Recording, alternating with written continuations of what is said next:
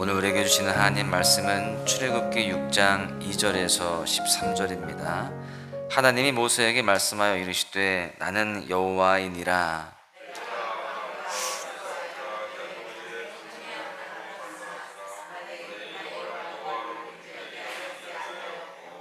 가나안 땅 곧 그들이 거류하는 땅을 그들에게 주기로 그들과 언약하였더니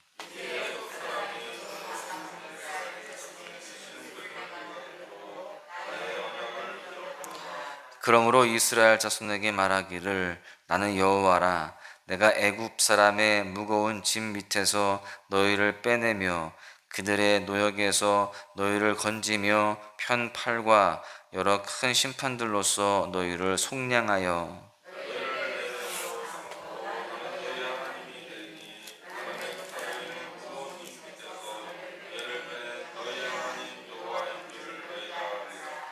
내가 아브라함과 이삭과 야곱에게 주기로 맹세한 땅으로 너희를 인도하고 그 땅을 너희에게 주어 기업을 삼게 하리라. 나는 여호와라 하셨다 하라.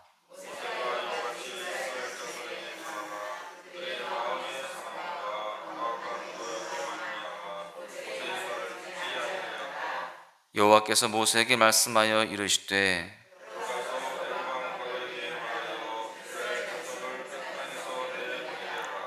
모세가 여호와 앞에 아뢰어 이르되 이스라엘 자손도 내 말을 듣지 아니하였거든 바로가 어찌 들으리이까. 나는 입이 둔한 자니이다. 여호와께서 모세와 아론에게 말씀하사 그들로 이스라엘 자손과 애굽 왕 바로에게 명령을 전하고 이스라엘 자손을 애굽 땅에서 인도하여 내게 하시니라. 아멘. 사람을 이성적 동물이다 라고 표현을 하기도 합니다. 헤아리고 계산하고 이치를 따질 줄 아는 그런 장점이 있다라는 것을 말하는 것인데요. 그런데 이 표현에 대해서 우리가 한 가지 더 주목해야 할 상황이 있습니다. 무엇이냐면 이성적 존재라고 하지 않고 이성적 동물이라고 표현했다라는 것이죠. 본능과 감정에 좌우되는 것이 동물의 특징 아닙니까? 그래서 동물을 대할 때 함부로 그들의 본능과 감정을 자극하면 안 됩니다. 예를 들면 새끼를 품고 있는 어미 짐승에게 다가가서 괜히 그 새끼가 예쁘다고 그 새끼를 끌어안으려고 하다 보면은요, 이 모성 본능이 그 어미에게 발동이 돼서 어떤 일이 일어날지 모르는 것입니다. 그런데 사람도 마찬가지라는 겁니다. 아무리 이성적이고 합리적인 존재라고 하지만 인간에게 있어서 안전과 생존에 대한 본능, 그리고 식욕에 대한 본능, 이러한 본능들이 충족이 되지 않고 또 그러한 본능들 때문에 자기의 감정이 주체할 수 없는 상황이 되게 되면 인간도요 굉장히 거칠어지고 또 어떻게 상황이 펼쳐질지 모르는 그런 위험한 상황이 되기도 한다라는 것입니다. 사실 기본적인 필요의 충족이 일어나지 않을 때 사람도 그 감정적으로 굉장히 힘들어지게 되면서 인간의 이성이 제대로 작동하지 않을 때가 있다라는 것이죠. 지금 이스라엘 백성들의 상황이 딱 그렇습니다. 자신들의 욕구가 충족되지 않으니까 지금 감정적으로 그렇게 자신들이 괴로워지니까 이성적으로 잘 판단하지 못하고 있습니다. 9절에 보시면 모세가 이와 같이 이스라엘 자손에게 전하나 그들이 마음의 상함과 가혹한 노역으로 말미암아 모세의 말을 듣지 아니하였더라. 처음에는 모세의 말을 믿고 하나님께 경배하였습니다. 이성적으로 그것을 받아들인 거예요. 그런데 이제 이들의 상황이 너무나도 힘들고 고통스러우니까 자신들의 그 감정이 그 모든 이성적인 눈을 다 가려버린 겁니다. 그래서 모세의 말을 듣지 않은 거예요. 하나님의 말씀이 들리지 않았습니다. 여러분, 지금 가뜩이나 애굽 사람들이 시키는 그 노역으로 힘들었던 그 이스라엘 백성들에게 모세로 인하여서 오히려 더 노역이 가중이 되게 된 상황입니다. 그러다 보니까 하나님의 구원의 기쁜 소식이 그들에게 들리지 않는 거예요. 모세가 당황해서 어찌할 바를 몰라서 하나님께 이렇게 하소연하죠. 이제 어찌하면 좋겠습니까? 여러분, 과연 하나님은 이러한 난처한 문제를 어떻게 해결해 나가실까요? 오늘 본문을 묵상하면서 고난 가운데 마음이 상한 이 불쌍한 영혼들을 바라보시면서 그들을 그래도 구원하시고자 애쓰시는 하나님의 열심과 사랑을 볼 수가 있습니다. 비록 지금 이들이 이성적으로는 굉장히 혼란을 겪고 있지만 또 불순종하는 모습을 가지고 있지만 하나님은 그 상한 영혼들을 또 이성적으로 혼란한 영혼들을 그래도 이끌어 가시는 모습을 볼 수 있다는 사실이에요. 이 사실을 보면서 우리가 하나님의 그 마음을 더욱 깊이 알고 다시금 새 힘을 얻을 수 있는 그런 모습이 되시기를 간절히 축복합니다. 2절과 8절까지를 보시면 하나님은 먼저 모세를 통해서 이스라엘 백성들에게 당신께서 어떤 하나님이신지를 자세히 말씀하십니다.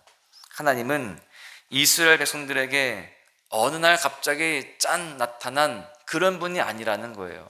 하나님은 그들의 조상 아브라함 또 이삭 야곱의 때로부터 함께 하셨던 임마누엘의 하나님이시다라는 겁니다.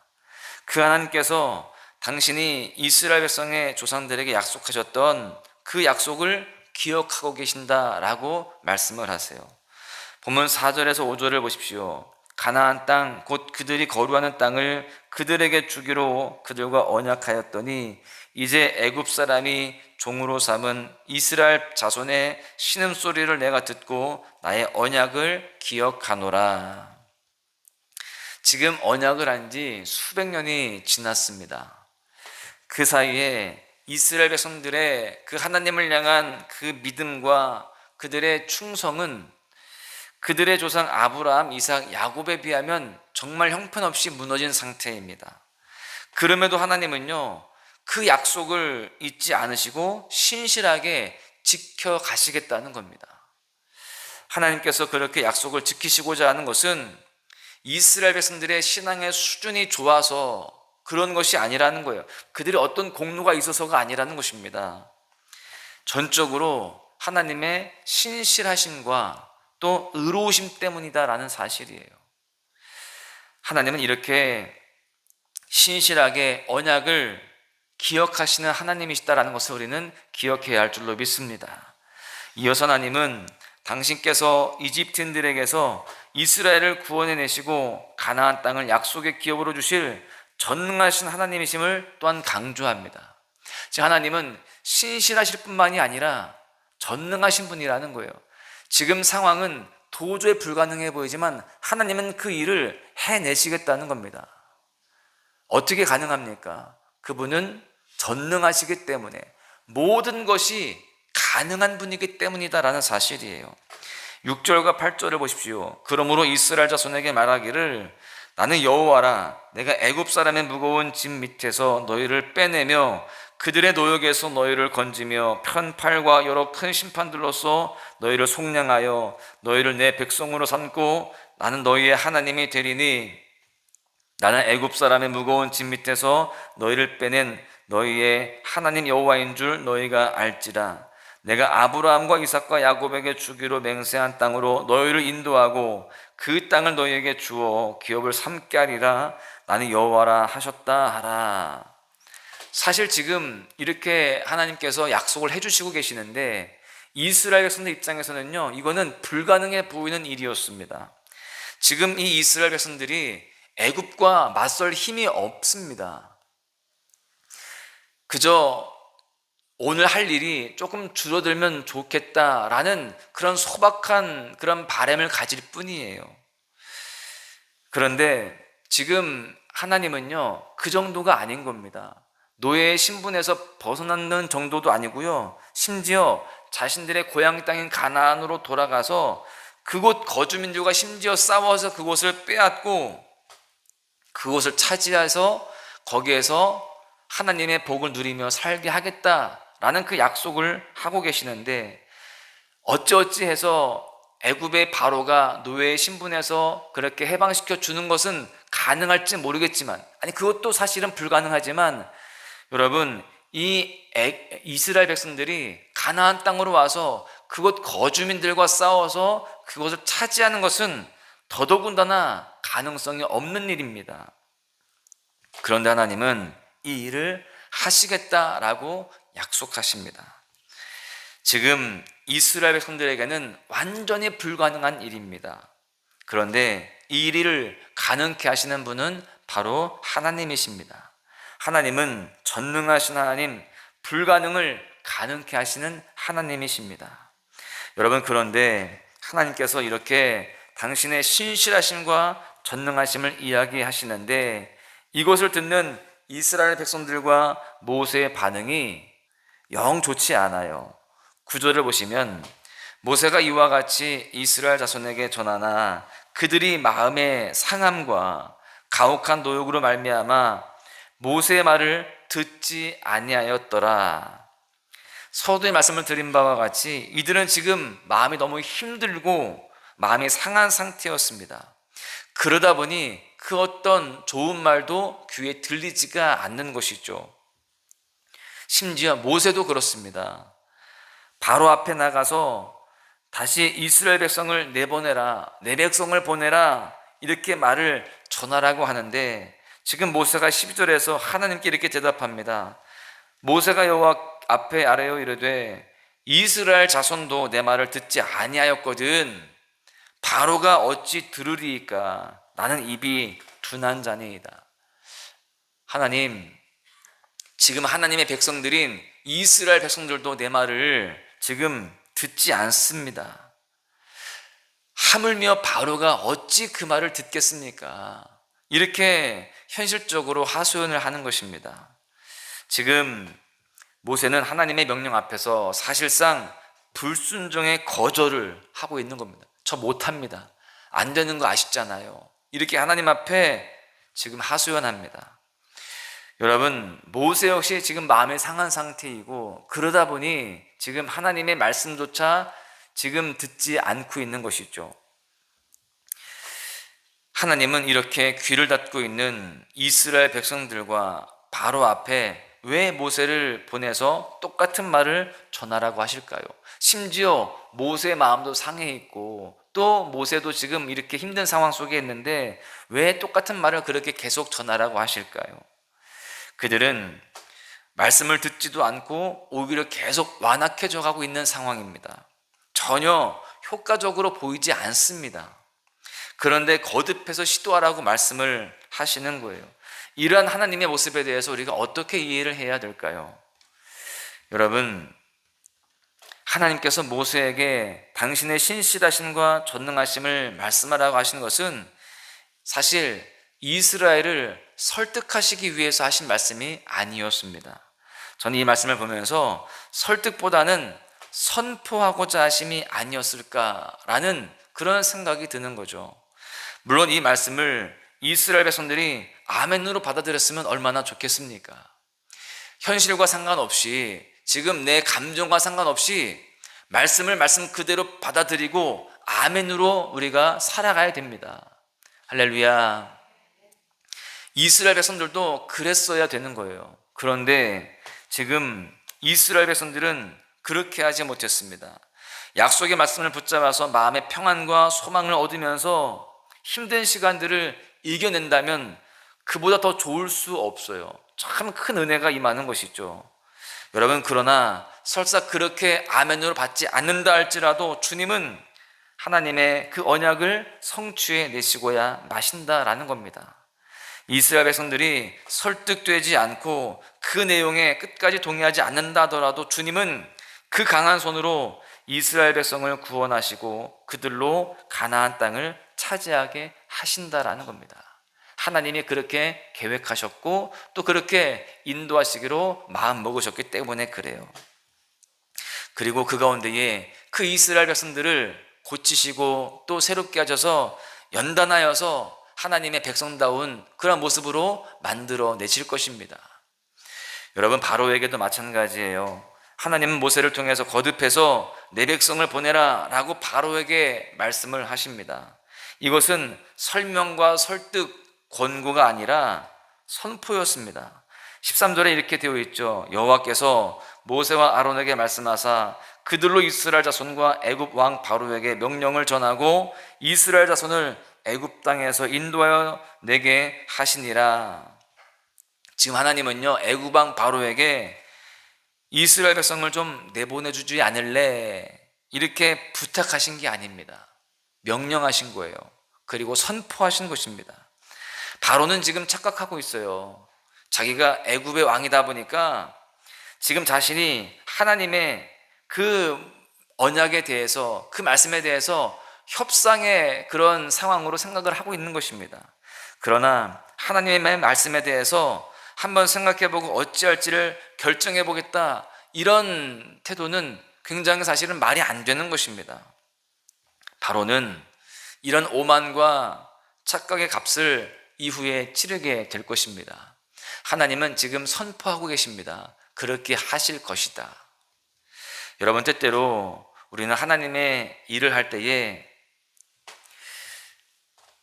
사람들을 완벽하게 설득하고 또 동의를 얻고 그렇게 할 것에 대해서 생각을 합니다. 그런데 안 될 때가 있어요. 그래서 실망하고 낙심하기도 하죠. 그런데 분명한 것은, 사람을 변화시키는 것은 오직 하나님만이 하실 수 있다라는 사실입니다.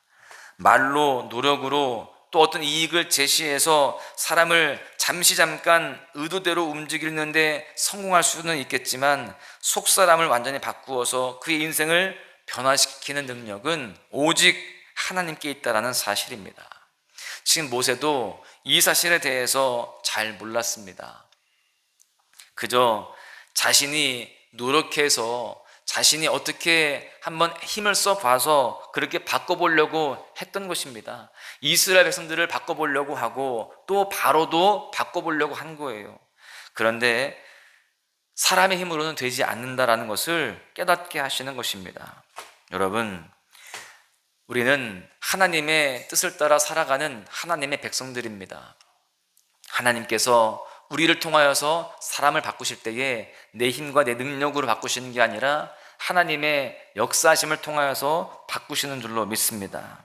하나님은 지금 모세를요, 협상가로 세우신 것이 아니라 하나님의 명령을 선포하는 자로 세우셨습니다. 우리도 바뀌든 바뀌지 않든 하나님께 맡기고 말씀을 선포하고 주의 이름을 선포하는 자들이 되어야 할 줄로 믿습니다. 여러분, 구원과 비전은 절대적으로 하나님의 주권의 영역입니다. 오늘 본문에 보시면 하나님은 백성들의 아우성과 또 모세의 변명과 바로의 반항에도 불구하고 꿋꿋이 당신의 신실하심과 전능하심을 선포하면서 구원과 비전의 역사를 진행해 나가십니다. 여러분, 그리고 오늘도 우리에게 동일하게 그렇게 하나님은 일하시고 계십니다. 우리의 삶 속에서 구원과 우리의 비전, 이것을 또한 이끌어 가시는데요, 하나님께서 우리에게 약속하신 그 비전들, 또 하나님의 그 계획들을 여전히 우리의 삶 속에서 펼쳐가지고 계시는 줄로 믿습니다. 우리가 비록 연약하고 부족하여서 또 때때로 실수도 하지만 하나님은 그런 우리들을 포기하지 않고 이끌어 가신다라는 거예요. 하나님은 지금도 선포하십니다. 우리에게 허락하실 놀라운 축복과 은혜들을 선포하고 계시는 거예요. 그것이 내 현실로 봤을 때는 그것이 불가능해 보이고 또 현실적으로 맞지 않는다 할지라도 하나님은 반드시 이루실 줄로 믿습니다. 하나님은 내 남편이 변화될 것을 선포하시는 거예요. 내 아내가 변화될 것을 선포하시고요, 내 자녀가 변화되어질 것을, 내 가정 안에 참된 평강이 임하실 것을 선포하고 계십니다. 내 일터가 바뀌고 또 내 삶의 모든 것들이 주 안에서 합력하여 선을 이루실 것을 선포하고 계십니다. 신실하신 하나님, 전능하신 하나님께서 그렇게 선포하시고 약속하고 계십니다. 그것을 우리가 온전히 믿고 믿음으로 나아가야 할 줄로 믿습니다. 내 생각으로 볼 때는 바뀌지 않을 것 같고 또 내 생각에서는 그것이 불가능해 보인다 할지라도 모든 것이 가능하신 전능하신 하나님께서 그 일을 이루고야 마실 것입니다. 그 하나님을 분명히 믿고 그 하나님의 선포를 아멘으로 받고 끝까지 순종하면서 살아가시기를 간절히 축복합니다. 그 가운데에 하나님의 약속을 다 경험하고 또 그 가운데에 하나님의 그 영광을 드러내는 복된 삶으로 살아가시기를 주님의 이름으로 간절히 축원합니다. 은혜 아니면 살아갈 수가 없네. 호흡마저도 다 주의 것이니 세상 평안과 위로 내게 없어도 예수, 오직 예수뿐이네. 은혜 아니면 살아갈 수가 없네. 호흡마저도 다 주의 것이니 세상 평안과 위로 내게 없어도 예수, 오직 예수뿐이네. 크신 계획 다 볼 수도 없고 작은 고난에 지쳐도 주께 묶인 나의 모든 삶 버티고 견디게 하시네. 은혜 아니면 살아갈 수가 없네. 나의 모든 것 다 주께 맡기니 참된 평안과 위로 내게 주신 주 예수, 오직 예수뿐이네.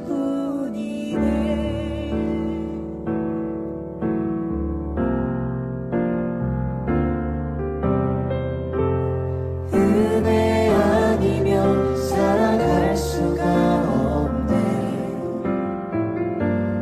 호흡마저도 다 주의 것이니 세상 평안과 위로 내게 없어도 예수, 오직 예수뿐이네.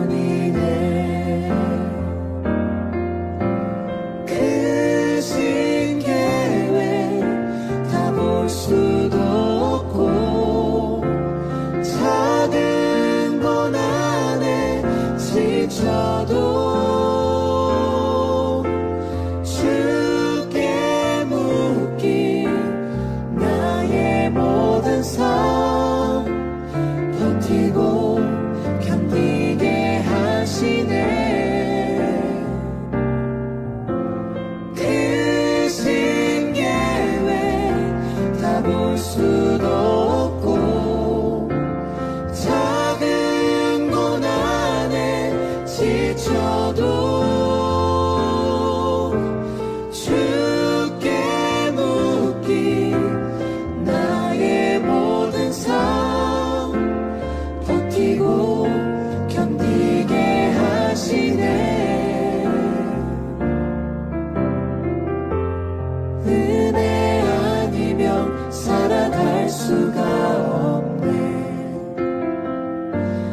나의 모든 것 다 주께 맡기니 참된 평안과 위로 내게 주신 주 예수, 오직 예수뿐이네.